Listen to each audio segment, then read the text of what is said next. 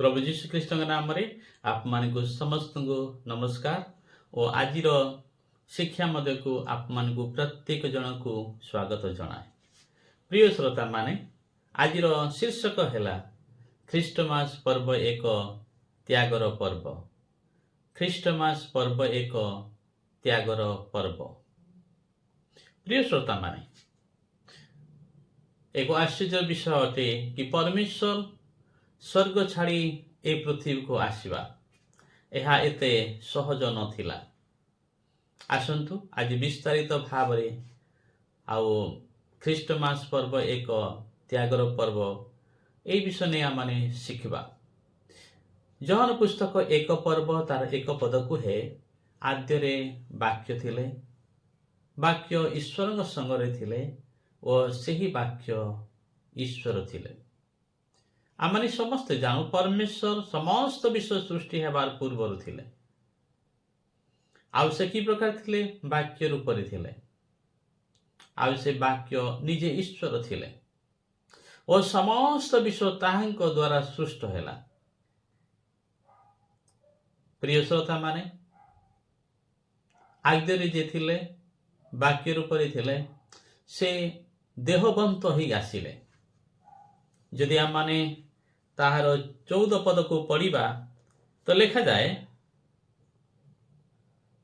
आउ सही वाक्य देहबंत हेले पुणी अनुग्रह और सत्य परिपूर्ण होई आम मानक मध्य बास कले। आउ पितांक ठारू आगत अद्वितीय पुत्रंक महिमा सदृश आम्भे माने ताहांक महिमा देखिलु। प्रिय श्रोता माने आद्यरे परमेश्वर स्वर्ग और पृथ्वी सृष्टि कले। से सृष्टिकर्ता परमेश्वर वाक्य रूप थे। आउ से वाक्य कौन हेले ना देहबंत हेले। से वाक्य देहबंत हेले। प्रिय श्रोता माने परमेश्वर स्वर्ग रे थिले। परमेश्वर को देहबंत हेबार आवश्यकता कौन पाई पड़िला? परमेश्वर को देहबंत हेबार आवश्यकता आपण पाप पाई आउ मो पाप पाई पड़िला। जदि से पृथ्वी को आसीबे नाही आमान को निमंते बलिदान हेबे नाही ताहले आपणकर पाप और मोर पाप क्षमा ही परिबो नाही। आउ सेति पई परमेश्वर को देह धारण करबा को पड़िला। प्रिय श्रोता माने यह एते सहज नथिला। मो प्रचार करिबा ए विषय को ए प्रसंग को अति सहज लगी पारे, आपण मानको भाबिबा सहज लगी पारे, किंतु वास्तव रे यह सहज नथिला। किंतु ईश्वर जे आमान को प्रेम कले, ईश्वर जे आमान को एते प्रेम कले से प्रेम ताहांको देह धारण करिबा पई बाध्य कला। कारण जहन पुस्तक 3 पर्व 16 पद माने पढ़ी। कारण ईश्वर जगत को एड़े प्रेम कले जे ताहांकर प्रेम देह धारण करिया पई बाध्य कला।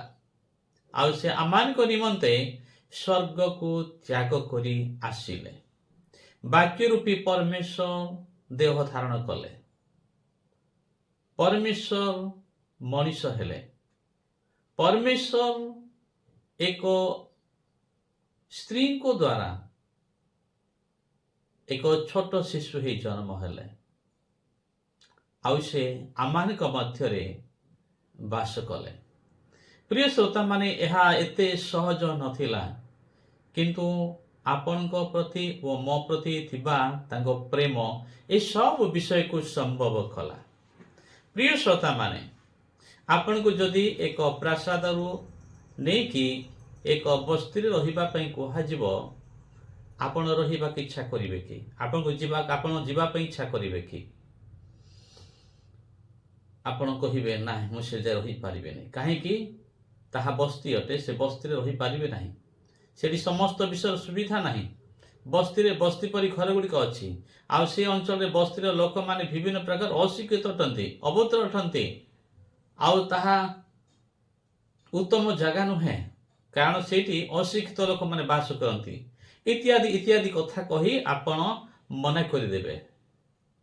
भावंतु स्वर्ग छाड़ी परमेश्वर आपण पाई आउ मो पाई ए जगत को आसिले, धरा पृष्ठ को आसिले। एक मनीष रूप धारण करी, मनीषर रूप धारण करी मनीष हेई एक कुमारी गर्भर जन्म करी मनीष परी बढ़िले, मनीष परी जीवन अतिबाहित कले। ଏହା ଏତେ ସହଜ ନଥିଲା ଯେପରି ଆମେ ସହଜ ବୋଲି ଭାବୁଛୁ। ଆଉ ସେ ପରମେଶ୍ୱର ହେଇ ମଣିଷ ହେବା ଏହା ସବୁଠାରୁ କଷ୍ଟର ବିଷୟ ଅଟେ। ଆପଣଙ୍କୁ ଯଦି ଏବେ କେବେ କେହି ଯଦି କହିବେ ଆପଣ ଏକ ପଶୁର ରୂପ ଧାରଣ କରନ୍ତୁ, ଆପଣ କୁହାହେବ କୌଣସି ଏକ ପଶୁ ହୁଅନ୍ତୁ ବୋଲି। ଆଉ କେଉଁ ପଶୁ ହେବାକୁ ଆପଣ ଇଚ୍ଛା କରିବେ? କୁକୁର ହେବାକୁ ଇଚ୍ଛା କରିବେ କି?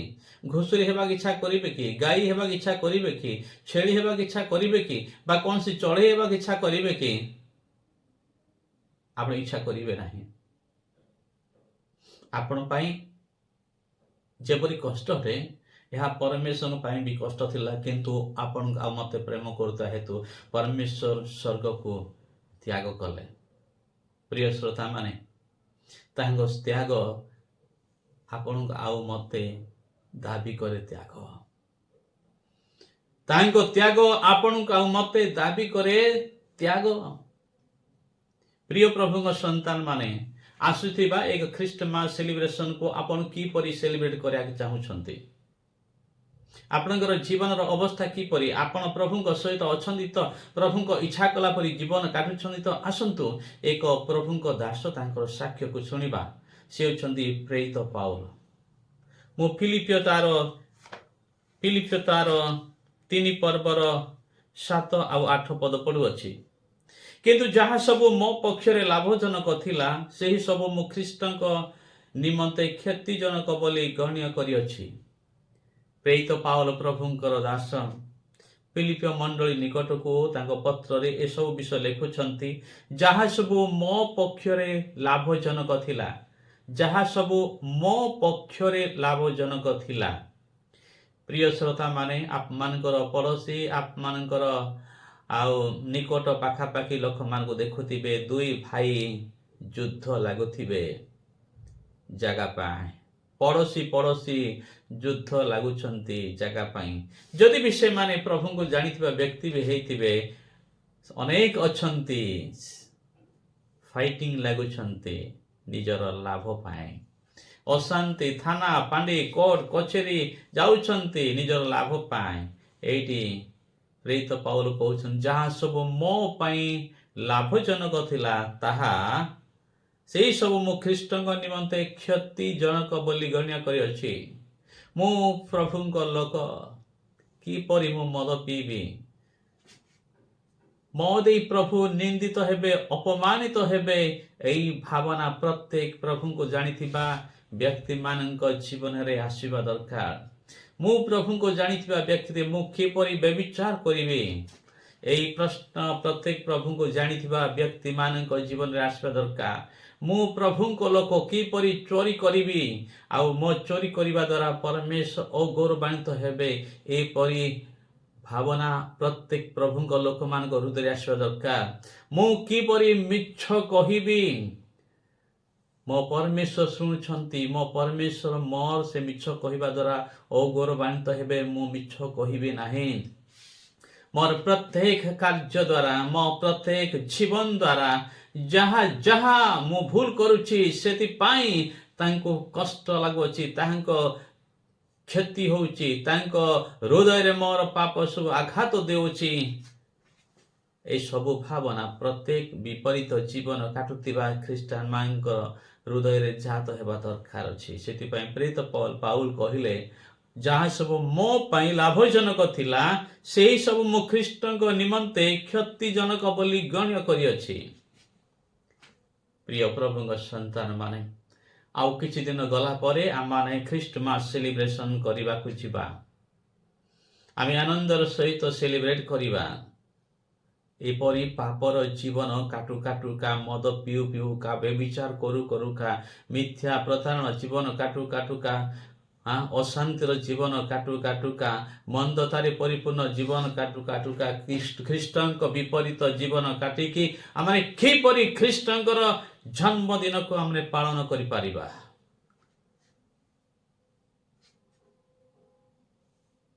ପିଠା ମିଠା କେକ୍ ବାଣ୍ଟିବା, ଭଲ ଭଲ ଡ୍ରେସ୍ କରିବା, this is not a celebration. This is not a celebration. ଭଲ ଭଲ ଡ୍ରେସ୍ ପିନ୍ଧିବା, ମିଠା କେକ୍ କାଟିବା, ଏସବୁ ଖ୍ରୀଷ୍ଟମାସ ସେଲିବ୍ରେସନ୍ ନୁହେଁ ପ୍ରିୟମାନେ। ଏସବୁ ଖ୍ରୀଷ୍ଟମାସ ସେଲିବ୍ରେସନ୍ ନୁହେଁ। ଏପରି ବାହ୍ୟ ଖ୍ରୀଷ୍ଟମାସ ସେଲିବ୍ରେସନ୍ ନିମନ୍ତେ ପରମେଶ୍ୱର ସ୍ୱର୍ଗକୁ ଆପଣ ପାଇଁ ତ୍ୟାଗ କରିନଥିଲେ। ଏକ ପବିତ୍ର ଭାବରେ, ଏକ ଧାର୍ମିକ ଭାବରେ ଈଶ୍ୱରଙ୍କ ଇଚ୍ଛା କଲା ପରି ସେଲିବ୍ରେସନ୍ କରିବା ନିମନ୍ତେ ସେ ସ୍ୱର୍ଗକୁ ତ୍ୟାଗ କରିଥିଲେ ଯେ ଆପଣ ବୁଝିପାରିବେ ବୋଲି। ପ୍ରିୟ ଶ୍ରୋତାମାନେ, ମୁଁ ତାର 8 ପଦ ପଢ଼ିବାକୁ ଯାଉଛି। 8 ପଦରେ ପ୍ରେରିତ ପାଉଲ କହନ୍ତି, ହଁ ପ୍ରକୃତରେ ମୁଁ ମୋହର ପ୍ରଭୁ ଯୀଶୁ ଖ୍ରୀଷ୍ଟଙ୍କ ଜ୍ଞାନର ଉତ୍କୃଷ୍ଟତା ନିମନ୍ତେ ସମସ୍ତ ବିଷୟ କ୍ଷତିଜନକ ବୋଲି ଗଣ୍ୟ କରେ। ସେ କହୁଛନ୍ତି, ଯାହା ଯାହା ମୋ ପାଇଁ ଲାଭଜନକ ଥିଲା, ଯେଉଁ ଯେଉଁ ବିଷୟ ସବୁ ମୋ ପାଇଁ ଲାଭଜନକ ଥିଲା, ସେ ସବୁ ବିଷୟକୁ ମୁଁ କ'ଣ କଲି ନା କ୍ଷତିଜନକ ବୋଲି ଗଣ୍ୟ କରିଅଛି, ଯେପରି ମୁଁ ତାଙ୍କ ଜ୍ଞାନର ଉତ୍କୃଷ୍ଟତା ପାଇପାରେ। ପୁଣି ସେ କହୁଛନ୍ତି, ତାହାଙ୍କ ନିମନ୍ତେ ସମସ୍ତ ବିଷୟ କ୍ଷତିଜନକ ବୋଲି ଗଣ୍ୟ କରେ। ତାହାଙ୍କ ନିମନ୍ତେ ସମସ୍ତ ବିଷୟ କ୍ଷତିଜନକ ବୋଲି ଗଣ୍ୟ କରେ। ଆପଣ କେବେ ଚେକ୍ କରିଛନ୍ତି, ଆପଣଙ୍କ କଥାବାର୍ତ୍ତା ଦ୍ୱାରା ପରମେଶ୍ୱର ଗୌରବାନ୍ୱିତ ହେଇଛନ୍ତି କି? ଆପଣଙ୍କର ଜୀବନର ଚାଳିଚଳନ ସମସ୍ତ କାର୍ଯ୍ୟ ଦ୍ୱାରା ପ୍ରଭୁ କ'ଣ ଗୌରବ ପାଇଛନ୍ତି କି? ଆପଣଙ୍କର ଉଠିବା ବସିବା, ଆପଣଙ୍କର ବେଶଭୂଷା ଦ୍ୱାରା ପରମେଶ୍ୱର କ'ଣ ଗୌରବାନ୍ୱିତ ହେଇଛନ୍ତି କି? ଏହି ଖ୍ରୀଷ୍ଟମାସ ସେଲିବ୍ରେସନରେ ଅନେକ ମଧ୍ୟ ବ୍ୟଭିଚାରକୁ ପ୍ରଚାର କରିବେ ସ୍ତ୍ରୀ ଲୋକମାନେ। ଏହା ସବୁଠାରୁ ଦୁଃଖଦାୟକ ବିଷୟ ଅଟେ। ଏପରି ଉଲ୍ଲଙ୍ଘ ଦେଖାଗଲା ପରି ବସ୍ତ୍ର ସବୁ ପିନ୍ଧିବେ, ଯାହା ଖ୍ରୀଷ୍ଟଙ୍କ ଗୌରବ ହେବା ତ ଦୂରର କଥା, କିନ୍ତୁ ତାଙ୍କ ନିଜ ଲଜ୍ଜା ଢାଙ୍କିବା ପାଇଁ ବି ଜାଣିପାରୁନଥିବେ। ପ୍ରିୟ ପ୍ରଭୁଙ୍କ ସନ୍ତାନ ମାନେ, ଟିକେ ଦେଖି ନିଅନ୍ତୁ ଆପଣଙ୍କ ଜୀବନକୁ, ଟିକେ ଦେଖି ନିଅନ୍ତୁ ଆପଣଙ୍କ ପିନ୍ଧିବାକୁ କିପରି ବସ୍ତ୍ର ସବୁ ପିନ୍ଧୁଛନ୍ତି। ଶିଖାନ୍ତୁ ଆପଣଙ୍କ ପୁଅ ଆଉ ଝିଅମାନଙ୍କୁ, ବିଶେଷ କରି ଯୁବା ଝିଅମାନଙ୍କୁ, ଯେଉଁ ପ୍ରକାର ଡ୍ରେସ୍ ସବୁ ପିନ୍ଧିବା ଉଚିତ ନାହିଁ, ଯେଉଁ ସବୁ ଡ୍ରେସ୍ ଗୁଡ଼ିକ ପରିବେଶକୁ ପରିସ୍ଥିତିକୁ ସବୁ ବିପରୀତ ଆଡ଼କୁ ନେଇଯିବ, ଈଶ୍ୱରଙ୍କର ସାନ୍ନିଧ୍ୟକୁ ଆଣିବା ବଦଳରେ ଆଉ କିଛି ପରିବେଶକୁ ସୃଷ୍ଟି କରିବ, ସେପରି ବସ୍ତ୍ର ପିନ୍ଧିବା ଆପଣମାନଙ୍କର ଉପଯୁକ୍ତ ନୁହେଁ। ଏହା ଖ୍ରୀଷ୍ଟଙ୍କର ଗୌରବ ନୁହେଁ, ଏହା ଶୈତାନର ଗୌରବ ଆପଣମାନଙ୍କ ଶରୀରରେ କରୁଛନ୍ତି। ଏହା ଲଜ୍ଜାଜନକ ଅଟେ।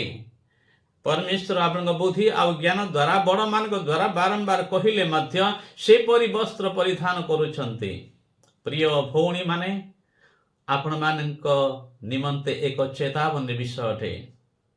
ଆପଣ ଲୋକମାନଙ୍କୁ ଈଶ୍ୱରଙ୍କ ନିକଟକୁ, ଈଶ୍ୱରଙ୍କ ପବିତ୍ରତା ଆଡ଼କୁ ନେଲା ପରି ବସ୍ତ୍ର ପିନ୍ଧନ୍ତୁ, ନୁହେଁ କି ଆପଣମାନେ ସେ ବସ୍ତ୍ର ପିନ୍ଧନ୍ତୁ ନାହିଁ ଯେଉଁ ବସ୍ତ୍ର କି ଆପଣଙ୍କର ଲୋକମାନଙ୍କୁ ଆକର୍ଷଣ କରି ଏକ ଖରାପ ଆଡ଼କୁ, ଖରାପ ଭାବନା ଆଡ଼କୁ ଗତି କରେଇବ। ସାବଧାନ ହେଇଯାଆନ୍ତୁ। ତ ଏଠି ପ୍ରେରିତ ପାଉଲ କହୁଛି, ସମସ୍ତ ବିଷୟ ଯାହା ମୋର କ୍ଷତିଜନକ ଥିଲା ତାଙ୍କ ପାଇଁ, ମୁଁ ସମସ୍ତ ବିଷୟକୁ ମୁଁ ପରିତ୍ୟାଗ କଲି। ପୁଣି କହୁଛନ୍ତି, ପୁଣି ସେ ସବୁ ଆବର୍ଜନା ସ୍ୱରୂପ ଗଣ୍ୟ କରେ। ସେ ସବୁକୁ ମୁଁ ଆବର୍ଜନା ସ୍ୱରୂପ ଗଣ୍ୟ କରେ, ଯେପରି ମୁଁ ଖ୍ରୀଷ୍ଟଙ୍କୁ ଲାଭ କରେ ଓ ତାହାଙ୍କର ବଳି ଜଣାଯାଏ। ଯେପରି ସେ ଖ୍ରୀଷ୍ଟଙ୍କୁ ଲାଭ କରିପାରନ୍ତି ଓ ତାହାଙ୍କର ବଳି ଜଣାଯାଆନ୍ତି, ସେଥିପାଇଁ ସେ ସମସ୍ତ ବିଷୟକୁ ପରିତ୍ୟାଗ କଲେ। ପ୍ରିୟ ଶ୍ରୋତାମାନେ, ଆପଣମାନଙ୍କ ନିକଟରେ ଏକ ପ୍ରଶ୍ନ ମୁଁ ରଖିବାକୁ ଇଚ୍ଛା କରୁଛି। ଆପଣଙ୍କ ଜୀବନ ପରମେଶ୍ୱରଙ୍କ ଗୌରବ କରୁଅଛି କି? ଆପଣମାନଙ୍କର ଆଚରଣ, ଉଚ୍ଚାରଣ, ଖାଇବା, ପିଇବା, ପିନ୍ଧିବା, ଚାଲିବା, ବୁଲିବା, କଥା କହିବା, ସମସ୍ତ ବିଷୟ ଈଶ୍ୱରଙ୍କ ଗୌରବ ପ୍ରକାଶ କରୁଅଛି କି?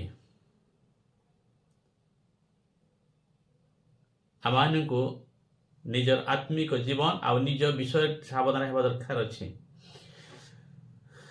ଆପଣଙ୍କ ଚତୁଃପାର୍ଶ୍ୱରେ ବୁଲୁଥିବା ଲୋକମାନେ ଆପଣଙ୍କୁ କ'ଣ ବୋଲି କହନ୍ତି? ଆପଣଙ୍କୁ ଖ୍ରୀଷ୍ଟଙ୍କର ବ୍ୟକ୍ତି ବୋଲି କହନ୍ତି ନା ଆଉ କ'ଣ କହନ୍ତି ତାହାକୁ କେବେ ପଚାରିଛନ୍ତି?